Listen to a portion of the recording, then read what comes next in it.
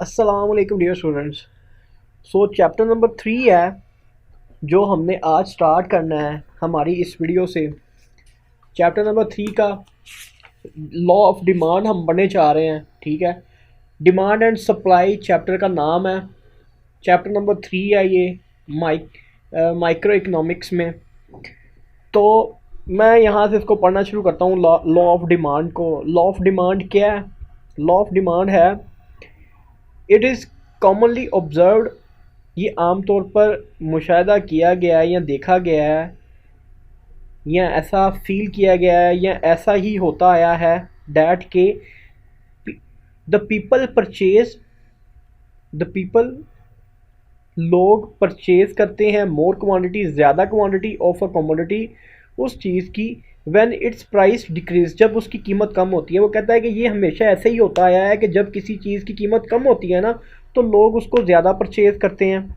ठीक है, it means, इसका मतलब है कि demand for that commodity increase. इसका मतलब है कि उस कमोडिटी की डिमांड जो है ना वो ज़्यादा हो गई है। यानी कि उसके कहने का मतलब ये है कि जब जब उसकी प्राइस डिक्रीज़ होती है, जब उसकी प्राइस डिक्रीज़ होती है, जिस कमोडिटी की प्राइस डिक्रीज़ होती है ना तो उसकी प्राइस डिक्रीज़ होती है तो उसकी जो डिमांड है वो इंक्रीज़ हो जाती है। ठीक है, किसी भी प्राइस की किसी भी कमोडिटी की प्राइस कम हुई है तो उसकी डिमांड जो है वो ज़्यादा हो गई है। वो कहता है कि इट इज़ कॉमनली ऑब्जर्व्ड, ये इसको ऐसे ही देखा गया है हमेशा। ठीक है, उसके बाद वो कहता है the people purchase less quantity of commodity, लोग उस चीज़ की कम क्वांटिटी परचेज करते हैं व्हेन इट्स प्राइस इंक्रीज, जब उसकी कीमत बढ़ जाती है।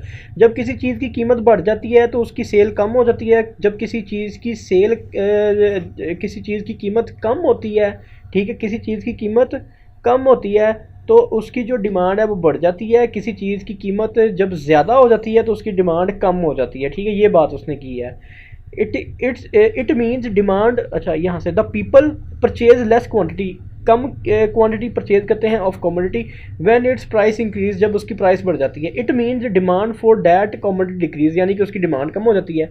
द टेंडेंसी, रुझान ऑफ एन इंक्रीज, बढ़ने का, ये the tendency of increase in demand, demand के बढ़ने का रुझान at low price, low price पे जो डिमांड बढ़ जाती है, एंड डिक्रीज इन डिमांड, और डिमांड कम हो जाती है एट अ हाई प्राइस, ज़्यादा कीमत पे, इस called the law of demand. इसी को लॉ ऑफ डिमांड कहते हैं। लॉ ऑफ डिमांड क्या है? लॉ ऑफ डिमांड है प्राइस मोर है, डिमांड, ठीक है, कम हो गई। ठीक है, प्राइस मोर की जगह पे मैं लिखता हूँ increase, price increase, demand less. ठीक है, प्राइस डिक्रीज, ठीक है, डिमांड मोर। ठीक है, यानी कि इसी को वो कहता है कि इसको कहते हैं हम लॉ ऑफ, इसी को लॉ ऑफ डिमांड कहते हैं। कहते हैं प्राइस ज़्यादा है तो डिमांड कम हो जाती है, जब प्राइस कम है तो डिमांड ज़्यादा हो जाती है। इसी को लॉ ऑफ डिमांड कहते हैं। यही उसने बात यहाँ लिखी है कि इसी को हम लॉ ऑफ डिमांड कहते हैं। आए इसकी डेफिनेशन हम पढ़ते हैं। डेफिनेशन में क्या है? डेफिनेशन में कहता है, वही बात करनी है उसने, if other things remain constant, अगर तमाम चीज़ें कांस्टेंट रहें, ठीक है, कि किसी की सैलरी भी ना बढ़े, मौसम का भी कोई फ़र्क ना हो, कोई एक्सटर्नल फैक्टर भी ना आए, जितने भी बाकी फैक्टर हैं वो सारे कांस्टेंट रहें। When the price of a commodity decrease, जब किसी शय की कीमत डिक्रीज होएगी तो इट्स डिमांड इंक्रीज, तो उसकी डिमांड बढ़ जाएगी। प्राइस कम है तो डिमांड, अगर किसी price of commodity decrease, price कम है तो डिमांड ज़्यादा है, प्राइस ज़्यादा है तो डिमांड कम होगी। अब पैसे ज़्यादा से मिल रही है तो डिमांड उसकी कम हो गई। ठीक है, ये उसने डेफिनेशन लिखी हुई है इसकी। उसके बाद वो कहता है, उसने फिर ये एक नीचे टेबल दिखाया है, इस टेबल को हम देखते हैं।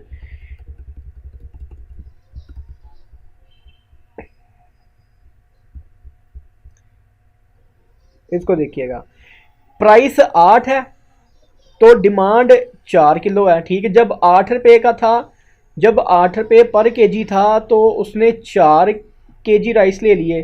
जब 6 रुपये हुआ, ठीक है, तो वो उसने 6 किलो ले लिए। जब 4 रुपये हुआ तो उसने 8 किलो ले लिए।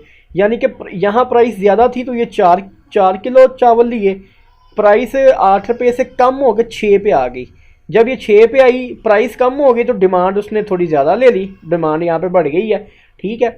इसी तरह जब उसने 4 रुपये कर दिया, 4 रुपये पर केजी हो गया, तो उसने 8 रुपये ले ली। यानी कि जैसे जैसे प्राइस कम हो रही है उसकी डिमांड जो है वो बढ़ती जा रही है। यही बातें उसने यहाँ पर लिखी हुई हैं। In this table shows that when price decrease from 8 to 6 and then ₹4 and demand increases from 4 kg to 6 kg, ठीक है, 4 kg से 6 kg हो गई एंड देन 8 kg, और जब 4 से 6 पे आई तो 6 से वो 8 kg हो गया, ठीक है। यही बात उसने लिखी हुई है।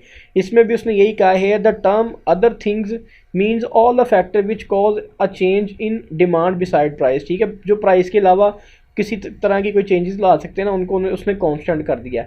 But we suppose while describing law of demand that there will be no change in this factor, ठीक है। इन फैक्टर्स के अंदर किसी तरह का कोई चेंज नहीं आएगा। आगे एक डायग्राम बनी हुई है, उस डायग्राम को मैं आपको दिखा देता हूँ कि डायग्राम क्या है। यहाँ पे लिखा हुआ है डिमांड इन केजी और यहाँ पे लिखी हुई है प्राइस, ठीक है। जब उसकी प्राइस हुई, अच्छा ये लिखा हुआ है, जब उसकी प्राइस हुई 8 रुपये, ठीक है, ये देखें 8 रुपये हुई तो उसकी जो डिमांड है वो है 4, ठीक है। जब उसकी प्राइस 6 रुपये हुई तो उसकी डिमांड हो गई 6।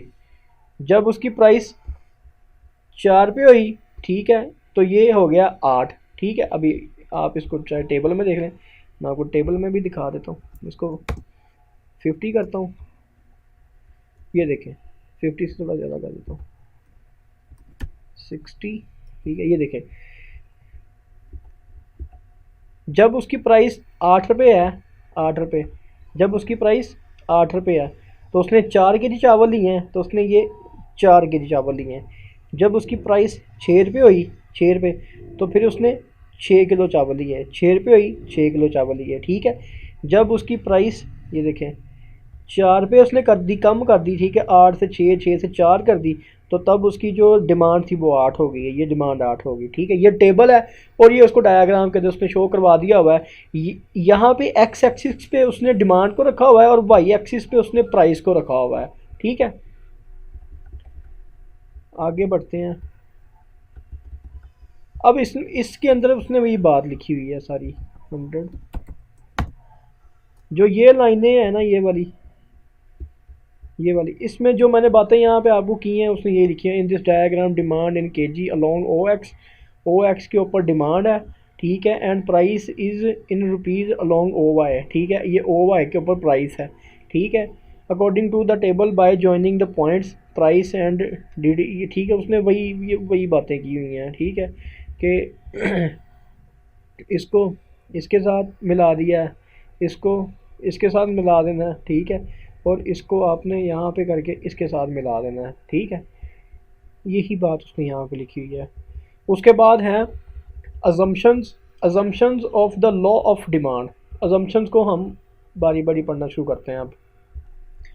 अच्छा, उसके बाद assumptions of the law of demand, ठीक है। लॉ ऑफ डिमांड की अजम्पशंस क्या हैं? सबसे पहली जो अजम्पशन है वो है कि unit should be of same nature.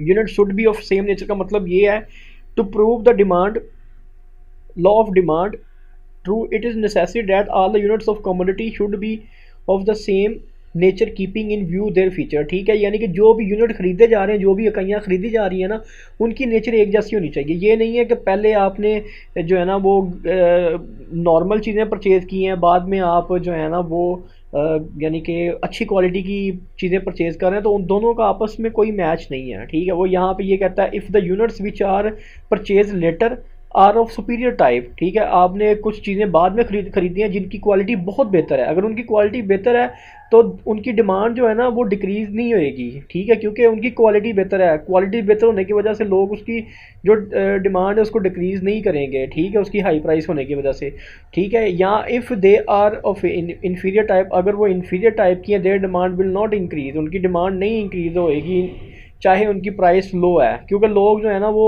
अच्छी क्वालिटी की चीज़ को परचेज़ करना चाहते हैं। जब अच्छी क्वालिटी को परचेज़ करना चाहते हैं तो वो उसके लिए हाई प्राइस में भी उसकी डिमांड को कम नहीं करते, और अगर वो उनके लिए कोई बुरी चीज़ है तो वो उनकी प्राइस कम होने की वजह से उसकी जो डिमांड है उसको इंक्रीज़ नहीं करेंगे, ठीक है। यानी कि इन दो सूरतों के अंदर ये वाला जो लॉ है ना वो अप्लाई नहीं होता। उसके बाद वो कहता है कि the taste of consumer should not change, consumer का जो टेस्ट है वो चेंज नहीं होना चाहिए।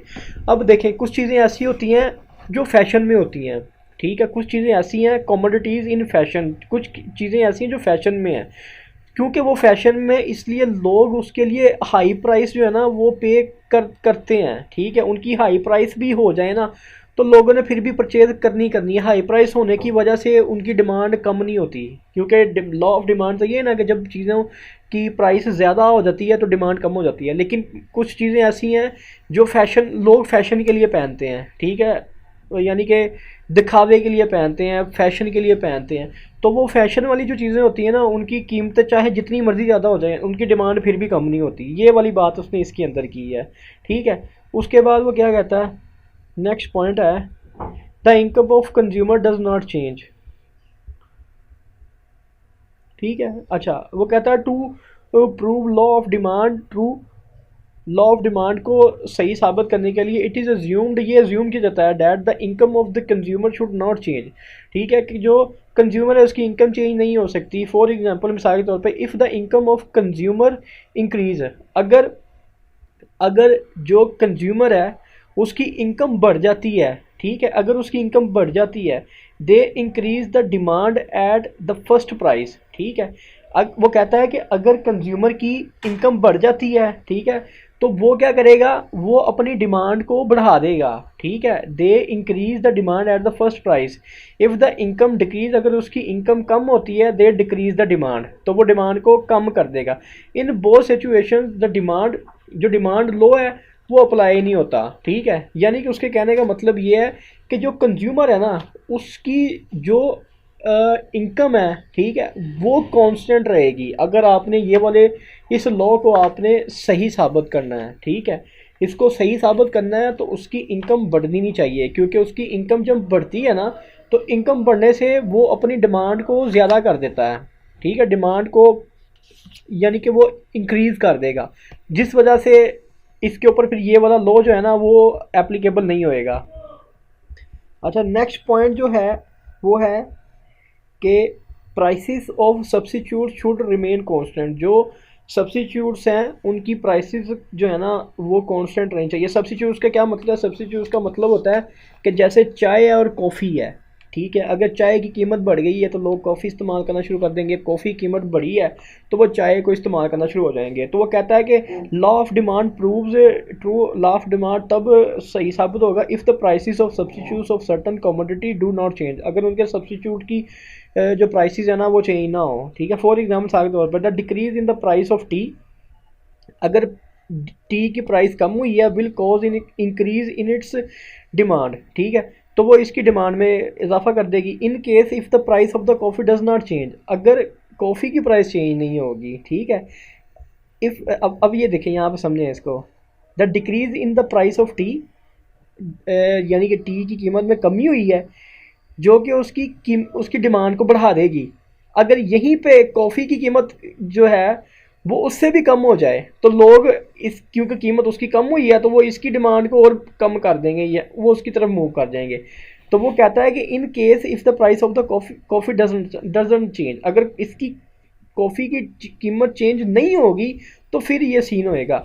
If the price of coffee also decrease, अगर कॉफ़ी की प्राइस भी कम हो गई है, then demand for tea will not increase, ठीक है, then the demand for tea will not increase, तो फिर उसकी डिमांड जो है वो नहीं बढ़ेगी। In this case, in this way law of demand will not prove true, ठीक है, इस सूरत में जो कानून है ये वाला ये सही साबित नहीं होगा, ठीक है। वो कहता है कि इसको ये यानी कि वो कहता है अगर किसी शे का नेमुल बदल दरियाफ्त हो जाए तो फिर तलब दोनों अशिया में तकसीम हो जाएगी। अगर नया नेमुल बदल सस्ता होगा, ठीक है, आ जाए आगे। नेक्स्ट पॉइंट है no new substitute of commodity is discovered. ठीक है, no substitute of a commodity is discovered, कि जो कॉमोडिटी है ना उसका नेमुल बदल जो है ना वो दरियाफ्त नहीं हो। ठीक है, इसको इसके अंदर उसने क्या कहा है, इसके अंदर उसने यही कहा है कि उस जो चीज़ की हम बात कर रहे हैं ना उसका कोई नेमुल बदल दरियाफ्त ना हो। ठीक है, अब मिसाल के तौर पे अगर यहाँ पे मैं ये वाली टी की और उसकी ही मिसाल मैं रिपीट करूँगा, ये मैंने वैसे पहले बोल भी दी है। वो ये है कि अगर फ़र्ज़ करें कि जो टी है, ठीक है, जो चाय है उसकी कीमत में इजाफा हो गया है, उसकी कीमत में इजाफा हो गया है, उसकी कीमत में अगर इजाफा हुआ है तो लोग क्या करेंगे, उसको परचेज़ करना छोड़ देंगे और उसकी जगह पे कॉफ़ी का यूज़ करना शुरू हो जाएंगे। ठीक है, जब कॉफ़ी की जो तलब होगी, डिमांड होगी, वो बढ़ जाएगी। अगर बाद में टी की कीमत कम भी होती है ना तो उसकी डिमांड उस तरह से इंक्रीज़ नहीं होएगी क्योंकि लोग अब कॉफ़ी पे लग चुके होंगे। ठीक है, वो यही बात इसके अंदर समझाने की वो बात करता है। वो क्या कहता है कि इस कानून का एक मफरूज़ा ये भी है कि शय का कोई नेमुल बदल दरियाफ्त ना हो। ठीक है, उसका कोई नेमुल बदल ना हो, क्योंकि अगर शय का नेमुल बदल दरियाफ्त हो जाए तो फिर दोनों दोनों अशिया में तलब तकसीम हो जाएगी। ठीक है, दोनों में तकसीम हो जाएगी, लोग कॉफ़ी की तरफ भी चले जाएंगे और चाय की तरफ भी चले जाएंगे। अगर नया नेमुल बदल मेयारी और सस्ता हो तो असल शय की तलब इंतहाई कम हो जाएगी, इसकी कीमत कम हो जाने के बावजूद इसकी तलब में इजाफा नहीं होएगा। ठीक है, क्योंकि अगर वो बाद में चाय की कीमत को कम भी करते हैं तो लोग फिर भी कॉफ़ी पे रह जाएंगे, क्योंकि कुछ लोगों को कॉफ़ी पीना अच्छा लगेगा, वो फिर भी वापस नहीं आएंगे चाहे ये जितना मर्जी अपनी कीमत को बाद में कम करता रहे। तो इसके ऊपर फिर ये कानून नहीं लगेगा, क्योंकि देखें कानून तो ये था ना कि अगर कीमत बढ़ती है बाद में वो इसकी कीमत को पहले तो उसने बढ़ा दी, चाय की कीमत बढ़ा दी। ठीक है, अगर वो बाद में चाय की कीमत को कम भी कर रहा है ना तो फिर भी उसकी डिमांड नहीं बढ़ेगी। जब डिमांड नहीं बढ़ी तो फिर इसके ऊपर law of demand he apply नहीं हुआ। ठीक है, गलत साबित हो गया। उसके बाद आए आगे नेक्स्ट पॉइंट पे। तो नेक्स्ट पॉइंट है पॉपुलेशन शुड नॉट चेंज। ठीक है, the law of demand will prove true only if there no increase और decrease in the population of the country. मुल्क की पॉपुलेशन नहीं बढ़नी चाहिए अगर इस दौरान, अगर मुल्क की पॉपुलेशन बढ़ जाएगी, बिकॉज इफ पॉपुलेशन इंक्रीजेज, अगर मुल्क की पॉपुलेशन बढ़ जाएगी, demand for some commodities will increase on same price. ठीक है, क्योंकि लोग ज़्यादा हो गए हैं तो उसी कीमत के ऊपर ही जो है ना वो उसकी जो उसकी डिमांड है वो ज़्यादा हो जाएगी, क्योंकि लोग ज़्यादा हो गए हैं। तो इसके ऊपर भी लॉ अप्लाई ना हुआ। ठीक है, किसी चीज़ की डिमांड तो तब ज़्यादा होनी चाहिए ना जब उसकी प्राइस कम हुई है, तो प्राइस तो सेम है, तो डिमांड ज़्यादा इसलिए हुई है क्योंकि आबादी बहुत तेज़ी से बढ़ गई है। ठीक है, इस सूरत में भी ये लॉ जो है ना वो अप्लाई नहीं होता। दूसरा है there should be no possibility of change in the value of the currency. ठीक है, इसका क्या मतलब है, इसका मतलब ये है कि मुल्क की करेंसी की कदर में तब्दीली का इम्कान ना हो। ठीक है, कि मुल्क की जो करेंसी है उसकी तब्दीली यानी कि उसकी कदर में तब्दीली का कोई इम्कान नहीं है। There should be no possibility, कोई पॉसिबिलिटी नहीं है ऑफ चेंज की in the value of the currency, value की कदर में। ठीक है, if there is no possibility of decrease in the value of currency people will not decrease demand for the goods. ठीक है, whether their prices are increased because after the fall in the value of the currency। ठीक है, जब currency की value कम हो जाएगी, ठीक है, there is further possibility of increase in prices, तो बाद में प्राइसेस और भी बढ़ सकती हैं। ठीक है, उसके कहने का मतलब क्या है, उसके कहने का मतलब ये है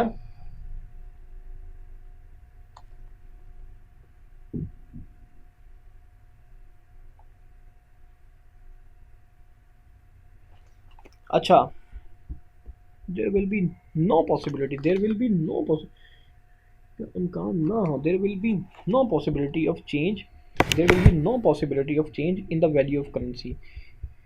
यहाँ पे जो यहाँ तक है ये मैं आपको बताता हूँ कि इसका मकसद क्या है। ठीक है, ये यहाँ तक मैं पढ़ूँगा प्राइसेस तक। देखिए मेरी बात को गौर से समझिएगा, मैं आपको नोट पैड पर समझाता हूँ। नोट पैड इस टाइम जो है ना, फ़र्ज़ करें कि 100 रुपये के अंदर 100 रुपीज़ में 1 लीटर पेट्रोल परचेज हो सकता है, ठीक है।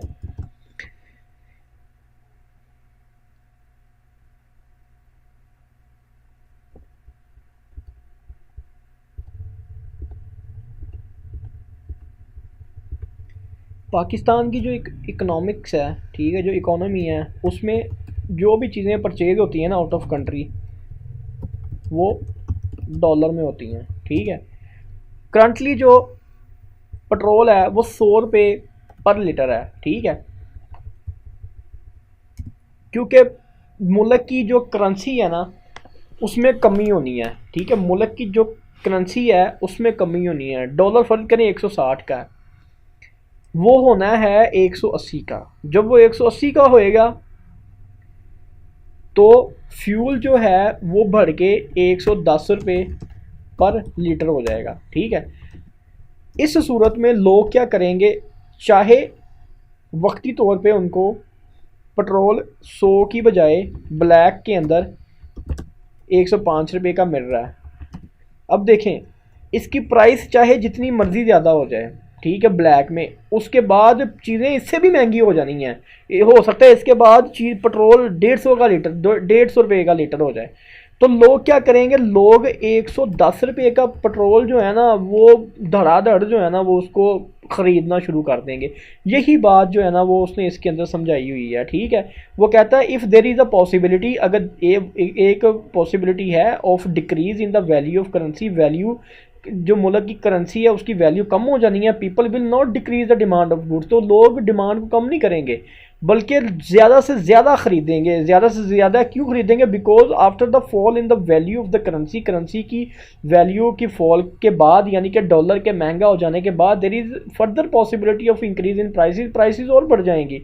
कॉन्ट्रेरी, ठीक है, इसके मुकाबले में, कॉन्ट्रेरी टू दिस, इसके मुकाबले में, देर is a possibility of increase in the value of money of currency, इसके मुकाबले में अगर करेंसी की वैल्यू बढ़नी है, यहाँ पे उसने बात की कम होने की, यहाँ पे वो कह रहे हैं कि अगर बढ़नी है तो people decrease demand for commodity, तो लोग क्या करेंगे, डिमांड को कम कर देंगे। वेदर प्राइसेस आर डिक्रीजिंग, क्योंकि चाहे कीमतें कम ही क्यों ना हो, because there is a exception, there is a expectation of further decrease in the prices due to the increase in the value of currency, क्योंकि उसके अंदर चीज़ों की ज़्यादा वैल्यू बाद में कम होने की लोगों को एक्सपेक्टेशंस होंगी, ठीक है, क्योंकि करेंसी की वैल्यू बढ़ जानी है। So law of demand doesn't prove true in both situations, तो लॉ ऑफ डिमांड यहाँ पे नहीं होता, ठीक है।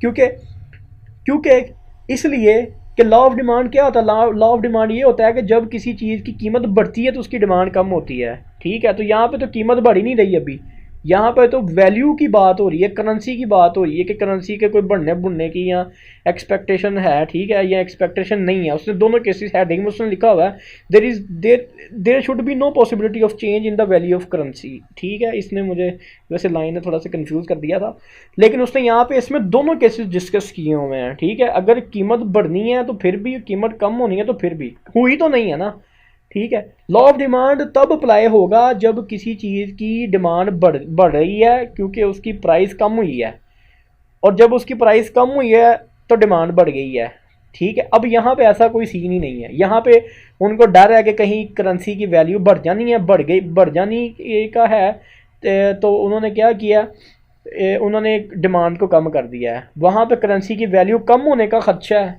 डॉलर के महंगा होने का खदशा है, तो उन्होंने क्या किया, उन्होंने धड़ाधड़ जो आगे फ्यूल जो है ना वो ख़रीदना शुरू कर दिया। ये बात उसने इसके अंदर जो है ना बेसिकली की है। अच्छा, आगे 2 पॉइंट और हैं। नेक्स्ट पॉइंट में कहता है no chance of further change in price, ठीक है, कीमत में मज़ीद तब्दीली का इम्कान ना हो, ठीक है, कि कीमत में किसी किस्म की कोई तब्दीली नहीं होनी, ठीक है। इट इज़ आल्सो अज्यूम्ड, ये अज्यूम किया जाता है इन लॉ ऑफ डिमांड में, that there should be no further chances of change in the price of the commodity, ठीक है, कि उसकी प्राइस में किसी तरह की कोई कीमत का इजाफा या कमी नहीं होगी। For example, the increase in the price of commodity will be followed by decrease in demands. ठीक है, उसकी जो प्राइस ऑफ कमोडिटी जो है अगर वो बढ़ रही है तो उसकी डिमांड कम हो जाएगी।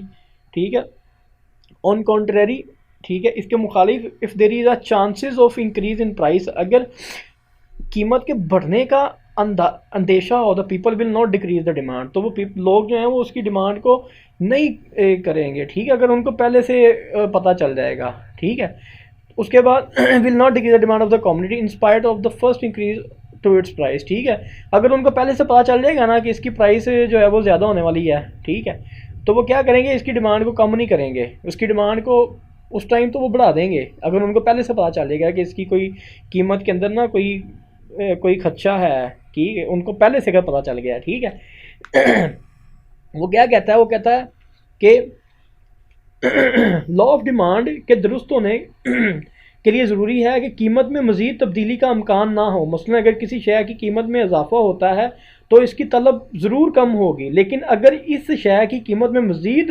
इजाफे का खदशा मौजूद हो तो लोग फिर से कीमत यानी कि अगर लोगों को खदशा हो जाएगा ना कि इसकी प्राइस का कोई सीन है तो वो इसकी वक्ती तौर पे जो डिमांड है ना उसको कम नहीं करेंगे, उसकी डिमांड को खींच देंगे पकड़ के। ठीक है अच्छा, the use of the commodity should not be cause of distinction. ठीक है